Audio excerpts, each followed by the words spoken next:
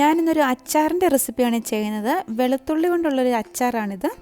വെളുത്തുള്ളിക്ക് ധാരാളം ഔഷധ ഗുണങ്ങളുണ്ടെന്ന് നമുക്ക് എല്ലാവർക്കും തന്നെ അറിയാവുന്നൊരു കാര്യമാണ്. ഈ വെളുത്തുള്ളി അച്ചാർ ഉണ്ടാക്കുന്നത് എങ്ങനെയെന്ന് നോക്കാം. ഇതിനു വേണ്ടി ഞാനിവിടെ ഒരു 1/2 കിലോ വെളുത്തുള്ളി എടുത്തിട്ട് തൊലിയൊക്കെ കളഞ്ഞെടുത്ത് വെച്ചിട്ടുണ്ട്. തൊലിയൊക്കെ കളഞ്ഞ് വരുമ്പോഴത്തേക്ക് ഞാനിവിടെ എടുത്തിരിക്കുന്നത് വലിയ ടൈപ്പ് വെളുത്തുള്ളിയാണ്. പക്ഷേ ചെറിയ വെളുത്തുള്ളി ആയിരിക്കും നല്ലത്. പക്ഷേ അത് പൊളിക്കാൻ കുറച്ചും കൂടെ സമയം നമുക്കെടുക്കും. വലിയ ടൈപ്പ് വെളുത്തുള്ളി ആയതുകൊണ്ട് ഞാനത് തൊലി കളഞ്ഞതിന് ശേഷം ഒരു 3-4 മുറിച്ച് വെച്ചിട്ടുണ്ട്. ഇനി നമുക്ക് ഈ അച്ചാർ ഉണ്ടാക്കുന്നത് എങ്ങനെയെന്ന് നോക്കാം. ഈ പാനിപ്പോൾ ഒന്ന് നന്നായിട്ട് ചൂടായിട്ട് വന്നിട്ടുണ്ട്. ഇതിലോട്ട് ഇനി ആദ്യം എണ്ണ ഒഴിച്ചു കൊടുക്കാം. ഞാനൊരു 1/4 കപ്പ് എണ്ണയാണ് ഇതിലോട്ട് ഒഴിച്ചു കൊടുക്കാൻ പോകുന്നത്. അച്ചാറൊക്കെ ആകുമ്പോൾ കുറച്ച് കൂടുതൽ എണ്ണ വേണം.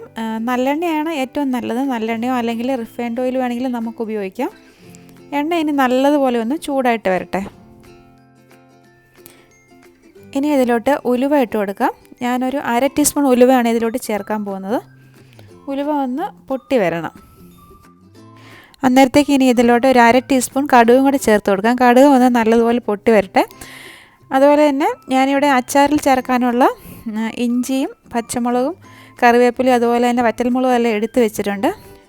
ഇഞ്ചിയൊക്കെ ചെറുതായിട്ടൊന്ന് അരിഞ്ഞെടുത്തിട്ടുണ്ട്. പച്ചമുളക് അതുപോലെ തന്നെ ചെറുതായിട്ട് വട്ടത്തിലാണ് അരിഞ്ഞെടുത്തിരിക്കുന്നത്.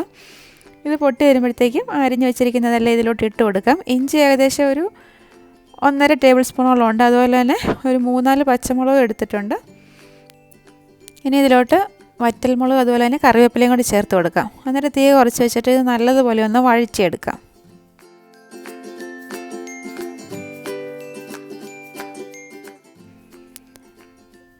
ഇതിപ്പോൾ നല്ലതുപോലെ ഒന്ന് വഴന്ന് വന്നിട്ടുണ്ട്. ഇനി ഇതിലോട്ട് നമ്മൾ എടുത്ത് വെച്ചിരിക്കുന്ന വെളുത്തുള്ളി ചേർത്ത് കൊടുക്കാം. വെളുത്തുള്ളി ഞാൻ ഈ എണ്ണയിലിട്ടിട്ട് ഒരു കുറച്ച് സമയം ഒന്ന് വഴറ്റിയെടുക്കുന്നുണ്ട്.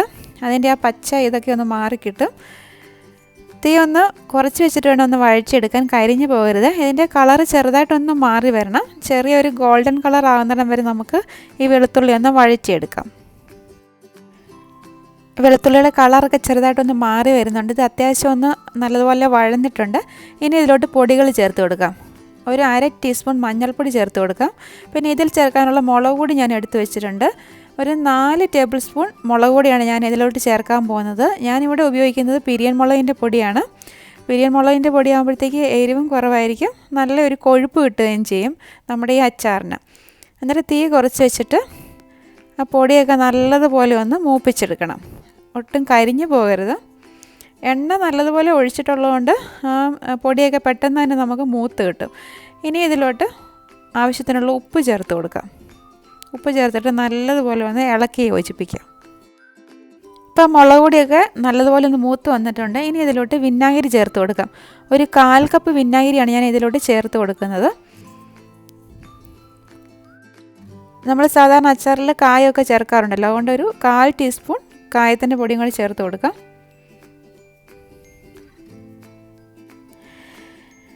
ഇപ്പം കണ്ടോ, അച്ചാർ നല്ല ഡ്രൈ ആയിട്ടാണ് ഇരിക്കുന്നത്. ഞാൻ അതുകൊണ്ട് ഇതിലോട്ട് 1 കപ്പ് തിളച്ച വെള്ളം കൊണ്ട് ചേർക്കുന്നുണ്ട്.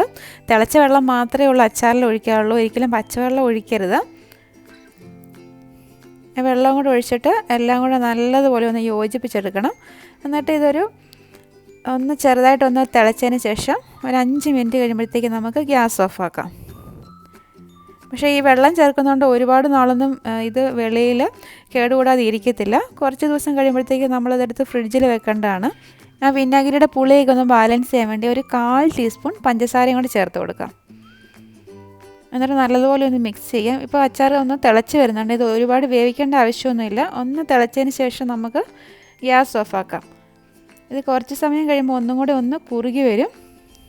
എന്നിട്ട് നല്ലതുപോലെ തണുത്തതിന് ശേഷം ഒട്ടും വെള്ളമയമില്ലാത്ത കുപ്പിയിൽ ഇത് നമുക്ക് അടിച്ച് സൂക്ഷിക്കാം. പിന്നെ അച്ചാറൊക്കെ എപ്പോഴും ഇട്ട ഉടനെ ഉപയോഗിക്കുന്നതിന് പകരം ഒരാഴ്ചയെങ്കിലും കഴിഞ്ഞ് ഉപയോഗിക്കുന്നതായിരിക്കും നല്ലത്. പഴകും തോറുമാണ് അച്ചാറിൻ്റെ ടേസ്റ്റ് കൂടി വരിക. അങ്ങനെ നല്ല ടേസ്റ്റി ആയിട്ടുള്ള വെളുത്തുള്ളി അച്ചാർ ഇവിടെ റെഡി ആയിട്ടുണ്ട്. വെളുത്തുള്ളിയൊക്കെ കഴിക്കുന്നത് നമ്മുടെ ആരോഗ്യത്തിന് വളരെ നല്ലതാണ്. പക്ഷേ അച്ചാറൊന്നും അത്ര ഹെൽത്തി ആയിട്ടുള്ളൊരു സാധനമല്ല. എന്നാലും വെളുത്തുള്ളി ആകുമ്പം കുറച്ചെങ്കിലും ഒരു ഹെൽത്തി ആകുമല്ലോ. ഇതിൻ്റെ വീഡിയോ നിങ്ങൾക്ക് ഇഷ്ടമായെന്ന് വിചാരിക്കുന്നു. ഇഷ്ടമായ ലൈക്ക് ചെയ്യാനും കമൻറ്റ് ചെയ്യാനും ഷെയർ ചെയ്യാനും മറക്കരുത്.